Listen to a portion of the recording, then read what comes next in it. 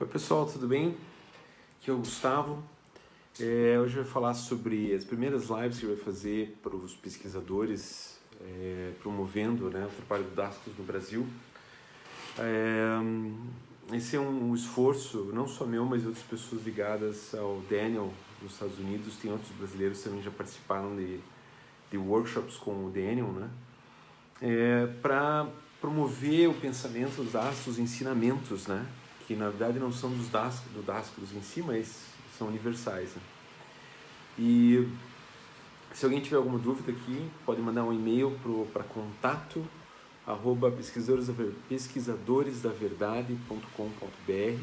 Eu vou ter que estou com uma página aberta aqui e eu posso responder daí na hora já. Podem mandar perguntas depois também, caso termine a live aqui, né? Mas o tópico de hoje. O tópico de hoje é... Eu gosto muito desse tópico porque é bem polêmico, né? E é uma das coisas que eu acho mais bacana do Dascalos, né? Que é o lado paradoxal dele, né? O lado paradoxal dos ensinamentos. Porque se você for ver o dia a dia de um místico, vamos chamar de um místico raiz, né? O místico raiz, ele tem um estilo de vida muito humano, ele nunca se acha melhor do que as outras pessoas, ele não nega que tem seus problemas, ele pode entrar em contato com anjos, com entidades muito sutis, mas o cara pode ter problema no casamento, divórcio. E eu pessoalmente, desde que me formei como psicólogo, na minha formação como psicólogo em 95, eu participei de vários workshops pelo mundo e para mim era muito interessante encontrar esse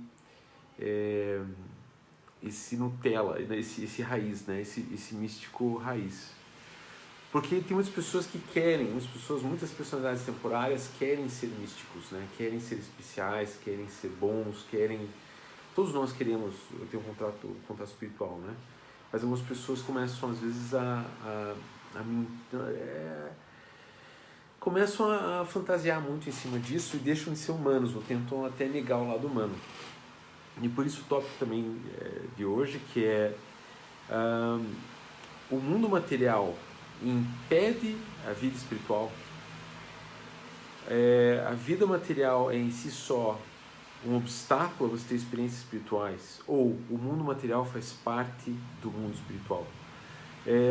Eu vou falar aqui algumas coisas, vou levantar alguns exemplos dos ensinamentos didáticos, mencionados em alguns livros, algumas coisas que o Daniel fala. E a primeira coisa que eu vou falar é que, como o Dasclos sempre diz, que toda verdade é relativa. A verdade é relativa à personalidade que está falando, é relativo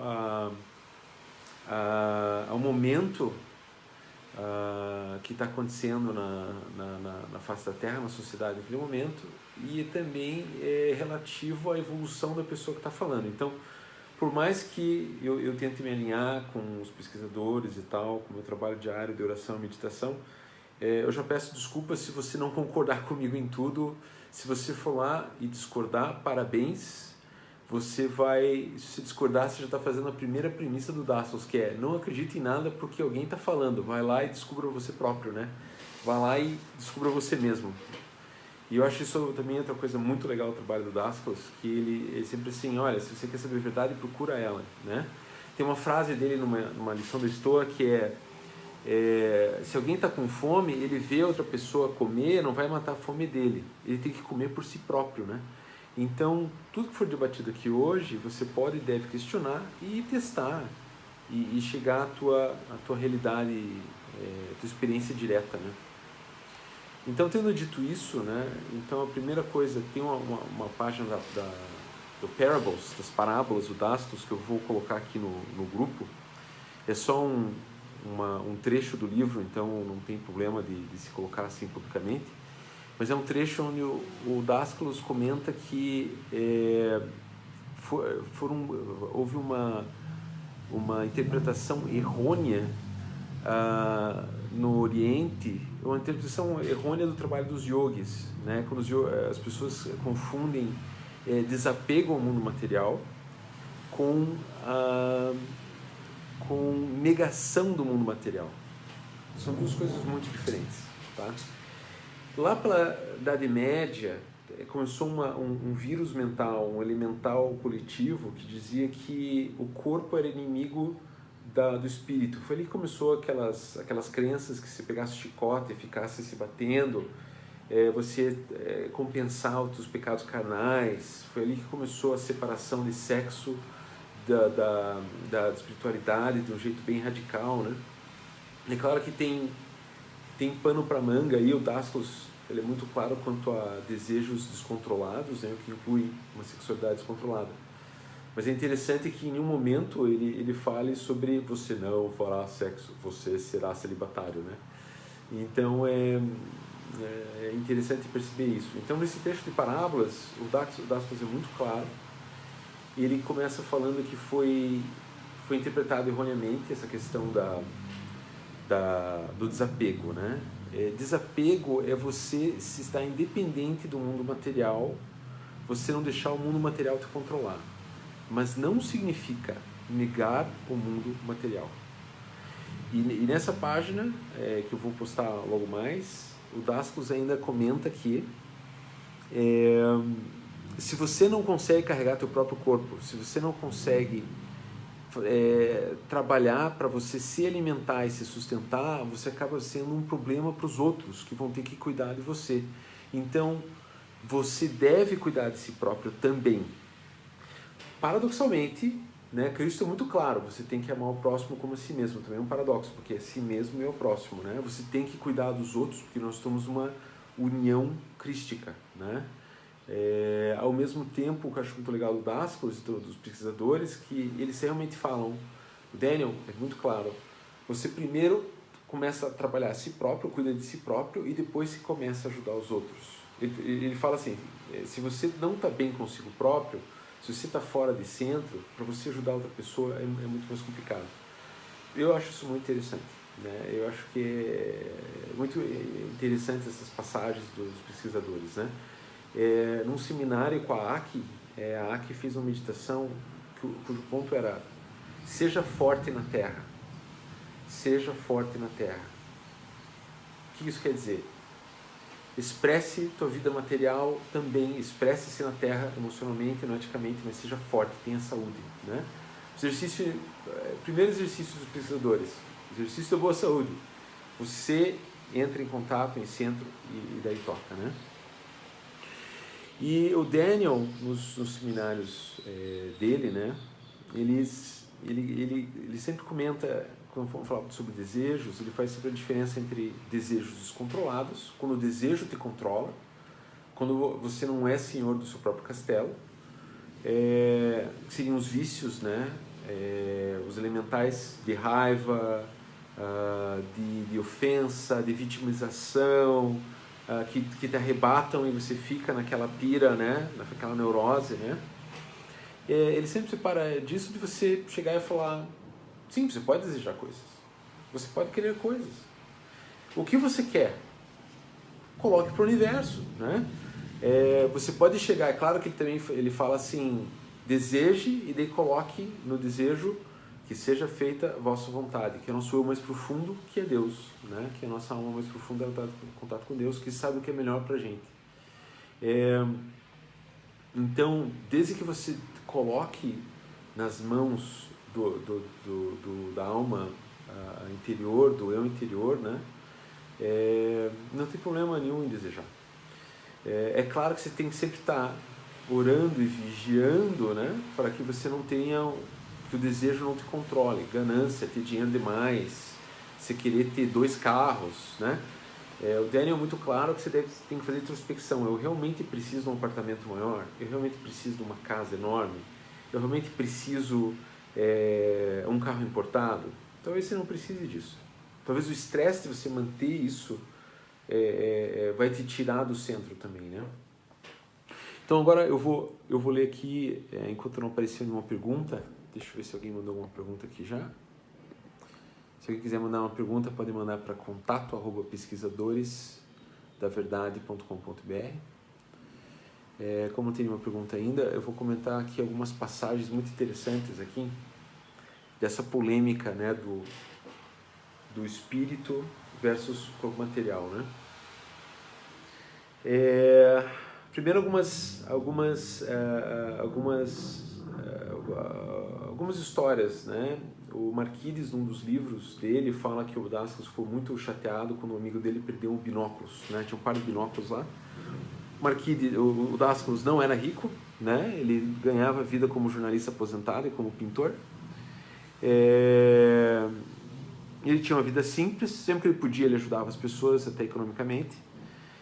Mas quando chegou, o amigo dele perdeu o binóculo dele, ele ficou enfurecido. Não enfurecido com raiva, né? Porque acho que o Dasclos ele não era capaz de ter a raiva, né? Mas ele ficou chateado, ficou bravo com ele, né? Do jeito cipriota de ser meio toscão assim. E falou assim: você vai buscar esse binóculo.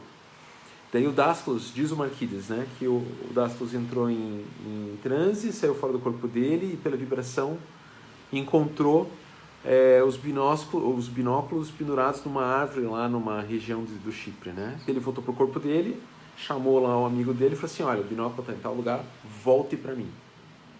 Então por que Dasclos ia se importar com o binóculo se o binóculo é uma coisa material? Isso é uma primeira coisa interessante, né? Outra coisa interessante ali, num dos livros do Marquides também, ele comenta sobre o Costas, que é um nome fictício para um outro místico muito avançado do Chipre, que teve uma história também com o Dasclos, né, de acordo com o Marquides, né, e o Daniel também tem muito a comentar desse relacionamento deles. Mas o Costas, ele tinha nascido numa família rica, tinha estudado na Inglaterra, e a família dele era dona da distribuidora Shell de Chipre. Aí quando teve o golpe de 73 em Chipre, os turcos foram até Famagusta, onde ficava a empresa dele, a maior parte dos postos de gasolina do Costas, e ele, como refugiado, fugiu para o Chipre grego, né? E o Marquides relata que o Costas mantinha o emprego. O Costas falava assim: eu tenho que manter esse contato com a Shell, porque vai que um dia muda a fronteira com a Turquia e eu consigo meus postos de volta. E o Marquides menciona o Costas dizendo que, puxa, se eu tivesse com a minha rede de postos, eu poderia me dedicar muito mais à pesquisa da verdade, mas por causa disso eu tenho que trabalhar nisso para levantar dinheiro. Então a segunda coisa que comenta que um místico raiz lá, ele também se importa com o material enquanto ele está encarnado, né?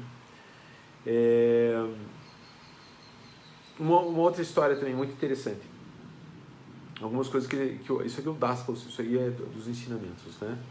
Nos ensinamentos eles falam que existem os registros akáshicos. O que seriam isso? São os registros onde está gravado no super inconsciente da Terra, do universo, estão gravado tudo o que acontece nesse plano, no plano material, né? Tudo está gravado, histórias de todas as pessoas estão lá. E um místico avançado com muita concentração consegue entrar nesse registro akáshico e ver, por exemplo, como foi a época de Cristo. Ele pode entrar em sintonia com a vida de Napoleão. E é claro que ele não vai ter alguém contando a história numa língua, ele vai ver imagens de formas de pensamento, né? Das expressões, e ele pode, em contato direto místico, esotérico, né? Captar isso para ele, como foi a história da pessoa, né?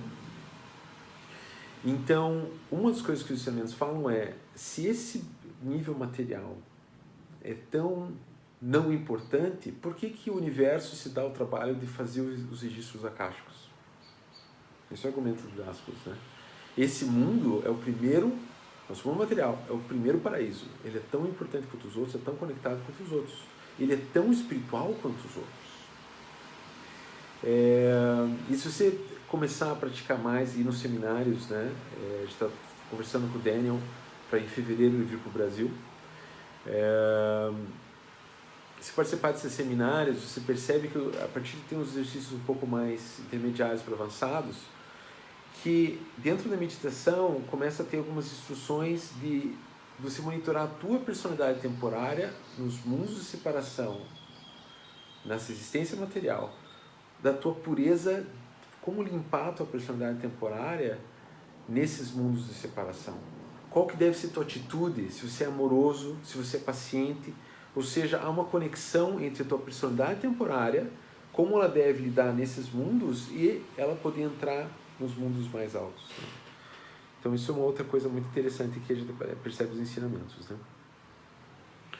Eu tenho mais uma história aqui antes de comparação, de argumentação em relação ao mundo material e o mundo espiritual, que essa é uma história que o Daniel conta nos seminários, que havia uma pessoa que procurou a Dascalos no Chipre, e essa pessoa estava em cadeira de rodas.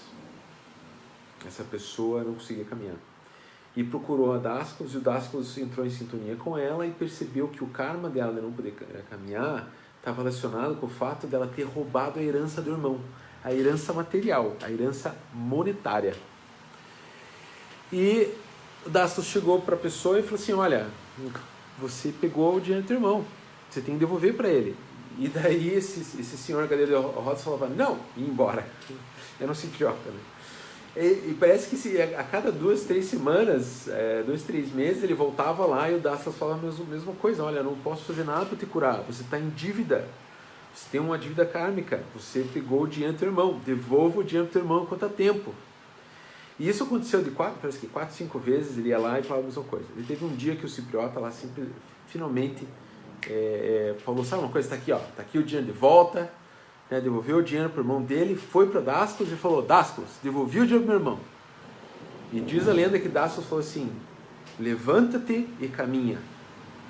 Simplesmente, levanta-te e caminha. E ele levantou e caminhou e nunca mais ficou em cadeira de rodas, né? Essa é uma história que o Daniel conta. Agora, o que essa história faz a gente pensar? Se o mundo material é tão importante, por que haveria karma em relação a bens materiais? Faz você pensar, né? E agora umas últimas frases agora, pensamentos quanto a essa questão por que será que quando você chega para o Daniel e tenta pegar um PDF do livro dele, ou da Panayota, ou do Dascalos, ele vai chegar e falar assim, olha, você tem que comprar, isso é certo. Eu adoro essa parte. Tem místicos, pessoas interessadas em misticismo lá, mesmo americanas, né? E eu vejo no grupo Salt Miners, às vezes eles pedindo, falando sobre compartilhar PDF, e volta e meia o Daniel aparece e fala assim, olha, isso não é certo, né? Então, mesmo Panayota, né? Panayota, quando fui fazer o seminário com ela no Chipre, né? Eu ia sair alguns dias antes e pedi um desconto. Ela falou, não, você vai pagar cheio, você vai pagar o valor cheio. E enquanto os livros, então, ela é muito séria quanto aos copyrights, a comprar os livros oficiais. Então, assim, são várias histórias e místicos que não chega assim a César o que é de César, né? Tem a parte que é material, que é material. É claro que o próprio Dascalos, se for ver no nosso novo site, né, tem uma parte ali que é uma carta do Dascalos quanto ao ensinamento dos pesquisadores, né? Ele é bem claro que não se deve cobrar quando possível, e quando se há algum custo, se rateia entre as pessoas, né? Há custo de impressão de material, de impressão de livro, de preparar a edição de um livro, sim, deve ser cobrado, né? Mas, assim, no possível, ajudar as pessoas sem ter algum custo. Ou seja, é um paradoxo, né? É um paradoxo, né? E não é ao mesmo tempo, né? Então, tem um outro místico que me vem à mente agora, que é o Bradford Kinney, que eu conheci pessoalmente. Ele realmente é um místico raiz, no sentido que fenômenos acontecem em volta dele, fenômenos de cura, outros fenômenos também. E ele cobra pelo workshop dele. Não é caro. Assim como o Daniel também cobra pelo seminário dele, eu não acho caro. Tem pessoas que cobram muito mais caro nos Estados Unidos. E eu sei que o Daniel, se você chegar e falar assim, olha, eu não posso pagar integralmente, tem uma maneira que eu posso participar, provavelmente você vai ser um ajudante dele ou coisa assim, ou ele realmente vai te dar um bom desconto. Então, nesse sentido, eu vejo uma congruência muito grande, né? Agora, o convite que eu faço para você que está aqui acompanhando a gente, então, é introspectar, né? Na introspecção diária nossa, antes de dormir, né? Perguntar para si próprio, perguntar para o teu anjo da guarda, perguntar para o teu eu mais profundo, se tem alguma coisa que se deveria aprender em relação a esse tópico, ou perguntar para si próprio, falar assim, o meu corpo material é espiritual? O meu espírito está na minha vida material? Eu convido você também a perguntar os seus desejos na tua vida, etc e tal. Perguntar a si próprio, é válido para mim desejar isso, ou eu estou desejando isso por algum motivo egoísta, né? A grande questão no ensinamento não é a existência da personalidade temporária, é o egoísmo, é diferente, né? As fraquezas do ego que são o problema. Eu depois já fiz acho que 5 ou 6 seminários com o Daniel. Posso dizer que o Daniel tem a personalidade temporária dele, com as questões dele, né? Ele já falou publicamente sobre um divórcio que ele teve, que foi muito difícil para ele. Ou seja, existe a personalidade temporária, a nossa personalidade atual, e existe o átomo permanente, nossa personalidade permanente e nosso self, alma, né? que é a nossa conexão divina. E tudo tem a sua devida medida, né? Outra frase de Dascos: tudo tem sua devida medida. Isso é ensinamento também, o que inclui também a matéria. Então é isso por hoje, né? Infelizmente caiu aqui a minha conexão aqui do computador, aqui, não consigo ver os e-mails. Mas se alguém tiver alguma pergunta sobre o que a gente discutiu, alguma pergunta, algum ensinamento, pode mandar para o e-mail, né? Ou postar no evento aqui que eu acabo respondendo. Algumas boas notícias eu estou terminando a tradução de um livro do Daniel, durou bastante tempo. A gente vai publicar o livro dele em português, tá? Logo, né? Acho que em 15 dias deve estar já em formato Kindle, devo avisar na página. E também os 3 livros do Marquides, a gente conseguiu a reimpressão dos livros, né, do Marquides. Embora o Marquides e o Dascos tenham brigado porque o Marquides colocou o título de Mago de Estróvolos, né, no livro, e na verdade era o místico de Estróvolos e não o mago, né? Embora eles tenham brigado por causa disso, eu aprecio muito os livros do Marquides porque eles me levaram até Dascos, e eu acho que como o Marquides era uma pessoa leiga, né, uma pessoa que estava pesquisando ele estava fazendo pesquisa em relação ao Dascos, né, pesquisando um pesquisador da verdade, e é muito interessante como os diálogos que ele teve com o Dascos, para mim ajudou muito. Eu agradeço por aqueles livros mesmo, né. No mais, isso aí. Fevereiro a gente vai ter fevereiro de 2020, daqui a um ano, tá? A gente está sendo bem certinho, já começando a divulgar com antecedência. A gente vai ter um seminário, provavelmente vai ter um seminário básico em São Paulo e outro mais intermediário em Curitiba, mas a gente vai ver ainda como vai acontecer isso aí, eu vou confirmar para vocês. E no mais, é isso aí. Pesquisem por si próprios, não acreditem em nada porque eu falei, ou o Daniel falou, ou qualquer pessoa falou, mas façam introspecção, perguntem para si próprios e prestem atenção nos seus sonhos, e que Deus abençoe o caminho de vocês de volta à sua natureza interior. Muito obrigado, e qualquer coisa estamos aí. Um abraço, até mais.